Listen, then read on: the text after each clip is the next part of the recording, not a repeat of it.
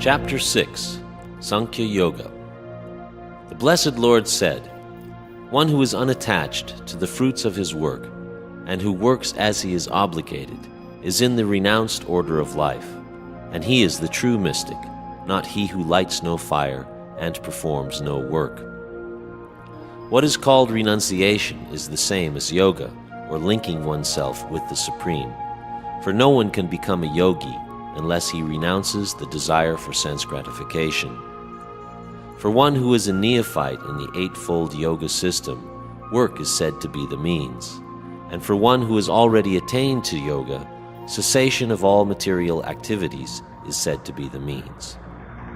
A person is said to have attained to yoga when, having renounced all material desires, he neither acts for sense gratification nor engages in fruitive activities. A man must elevate himself by his own mind and not degrade himself. The mind is the friend of the conditioned soul and his enemy as well. For him who has conquered the mind is the best of friends, but for one who has failed to do so, his very mind will be the greatest enemy. For one who has conquered the mind, the supersoul is already reached, for he has attained tranquility. To such a man, happiness and distress, heat and cold, honor and dishonor are all the same. A person is said to be established in self-realization and is called a yogi or mystic when he is fully satisfied by virtue of acquired knowledge and realization.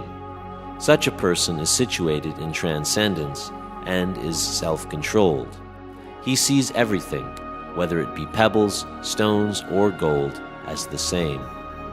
A person is said to be still further advanced when he regards all, the honest well-wisher, friends and enemies, the envious, the pious, the sinner, and those who are indifferent and impartial with an equal mind.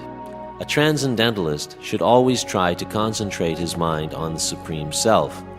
He should live alone in a secluded place and should always carefully control his mind. He should be free from desire and feelings of possessiveness.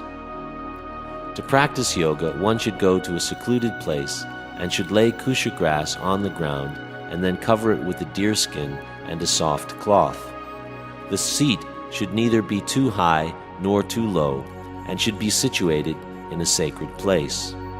The yogi should then sit on it very firmly and should practice yoga by controlling the mind and the senses, purifying the heart and fixing the mind on one point. One should hold one's body, neck, and head erect in a straight line and stare steadily at the tip of the nose. Thus, with an unagitated, subdued mind, devoid of fear, completely free from sex life, one should meditate upon me within the heart and make me the ultimate goal of life. Thus, practicing control of the body, mind, and activities, the mystic transcendentalist attains to the kingdom of God, or the abode of Krishna, by cessation of material existence. There is no possibility of one's becoming a yogi, O Arjuna, if one eats too much, or eats too little, sleeps too much, or does not sleep enough. He who is temperate in his habits of eating, sleeping, working, and recreation can mitigate all the material pains by practicing the yoga system. When the yogi, by practice of yoga, disciplines his mental activities and becomes situated in transcendence, devoid of all material desires, he is said to have attained yoga. As a lamp in a windless place does not waver, so the transcendentalist, whose mind is controlled, remains always steady in his meditation on the transcendent self.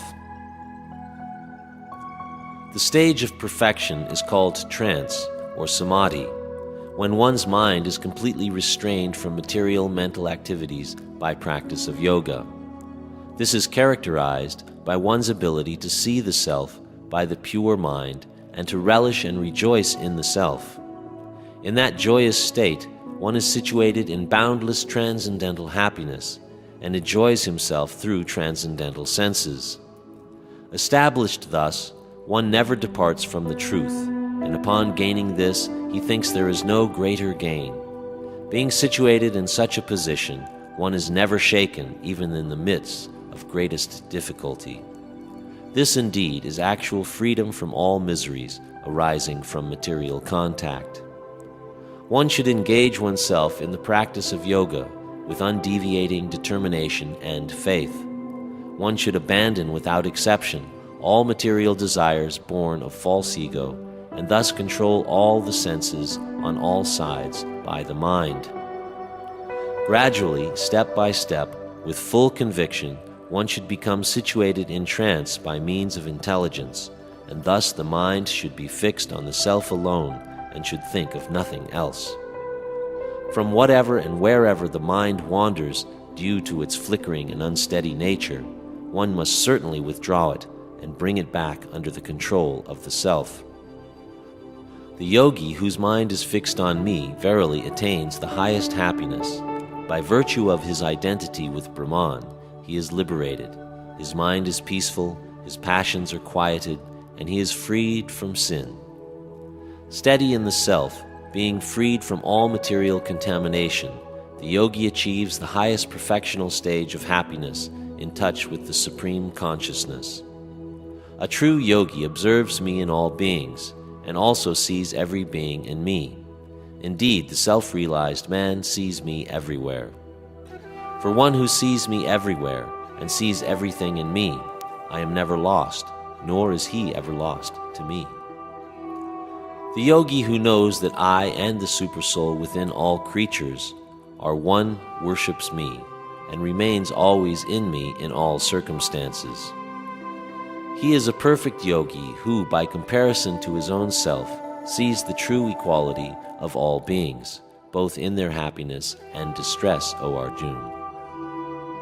Arjuna said, O Madhusudana, the system of yoga which you have summarized appears impractical and unendurable to me, for the mind is restless and unsteady.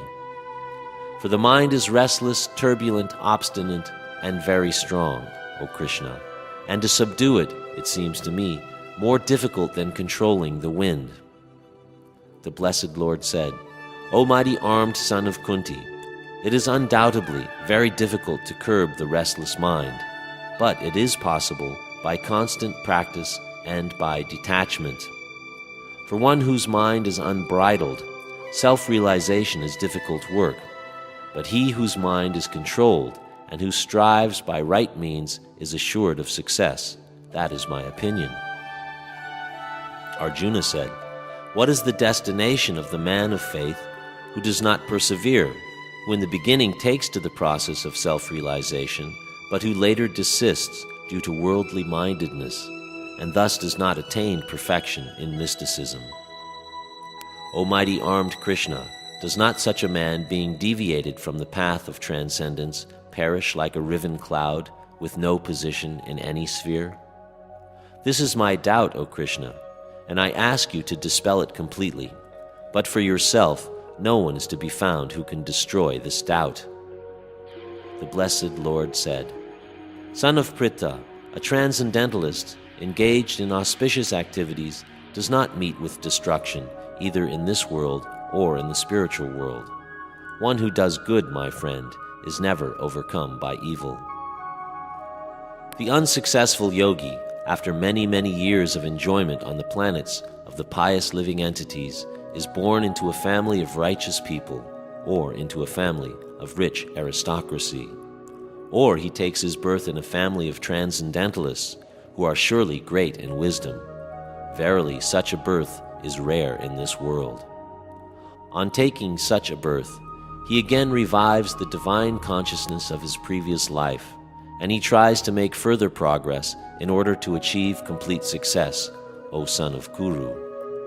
By virtue of the divine consciousness of his previous life, he automatically becomes attracted to the yogic principles, even without seeking them.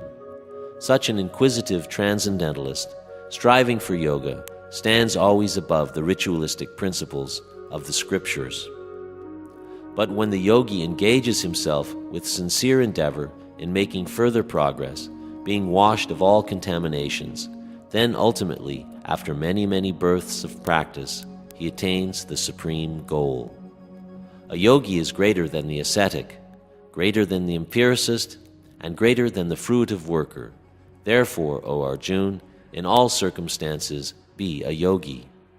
And of all yogis, he who always abides in me with great faith, worshipping me in transcendental loving service, is most intimately united with me in yoga and is the highest of all.